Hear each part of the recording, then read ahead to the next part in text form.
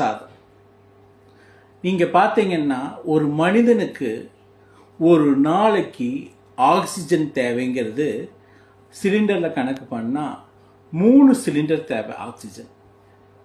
இந்த 3 cylinder oxygen நம்ம ஒவ்வொரு மனிதனும் சுவாசிக்கிறதுக்கு தேவைப்படக்கூடியது. ஒரு சிலிண்டரின் விலை 700 ரூபாய்ங்க.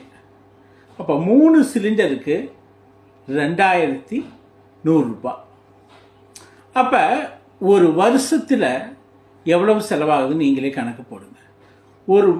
ஒரு மனிதன் கண்டினியூஸாக சராசரி ஆயுள் காலம் 65 ஆண்டுகள்னு வச்சுக்கிட்டா, அதாவது 65 ஆண்டுகள் ஒரு மனிதன் வாழ்ந்தான்னா அவனுடைய ஆக்சிஜன் தேவை சிலிண்டர் கணக்குப்படி பார்த்தோம்னா 5 கோடி ரூபாய். 5 கோடி ரூபாயை நமக்கு இந்த மரங்கள் இலவசமாக கொடுக்குது. அதுதான் அந்த ஆக்சிஜன் தான் நம்ம உயிரை வாழ வச்சிட்ருக்கு. நம்மளுடைய எல்லா தேவையும் விட ஆக்சிஜன் தேவை ரொம்ப முக்கியம். சுவாசம் இருந்தால்தான் உயிர் இருக்கும்போம், சுவாசம் இல்லைன்னா உயிர் இல்லை. ஸோ எங்கெல்லாம் மரம் இருக்கோ மரங்களை பாதுகாப்பது மிக மிக முக்கியம். நீங்கள் பார்த்தீங்கன்னா இப்போ மரங்கள் அளவுக்கு அதிகமாக வெட்டப்படுது.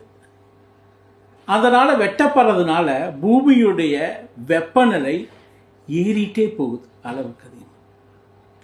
இப்போ இப்படி ஏறிட்டே போகிறதுனால நீங்கள் பார்த்தீங்கன்னா இப்போல்லாம் 40-45 டிகிரிங்கிறது ஈஸியாக எல்லா பக்கம் ரீச் ஆகிடுது. ஸோ இவ்வளவு டெம்பரேச்சரில் இப்போவே இவ்வளவு சம்மரில், இவ்வளவு பீக் சம்மரில் மனிதன் டாலரேட் பண்ண முடியாமல் இருக்கிறதுக்கு காரணமே வெட்டப்பட்ட மரங்களும் அதை சரியாக பாதுகாக்காததும் தான். தயவு செஞ்சு மரங்களை நீங்கள் நல்ல முறையில் பாதுகாக்கணும். அட்லீஸ்ட் நம்ம வீட்டை சுற்றி ஒரு மரங்களை வச்சு ப்ராப்பராக தண்ணி ஊற்றி வளர்த்தணும். அதே நேரம் எங்கெல்லாம் நம்ம பார்க்குறோமோ மரங்கள் ரொம்ப ஒரு பட்டு போகிற ஸ்டேஜுக்கு வெயிலில் கருகிற ஸ்டேஜில் இருந்ததுன்னா நம்மளால் முடிஞ்ச தண்ணியை அதுக்கு ஊற்றுறதுக்கு நம்ம ஹெல்ப் பண்ணலாம். எத்தனையோ கோயிலில் அன்னதானம் பண்ணுறோம், எத்தனையோ பக்கம் எத்தனையோ இல்லாதவங்களுக்கு உதவுறோம். ஏன் நம்ம முன்னாடி நமக்கு இத்தனை பயன் தரக்கூடிய மரங்களுக்கு நம்ம ஏன்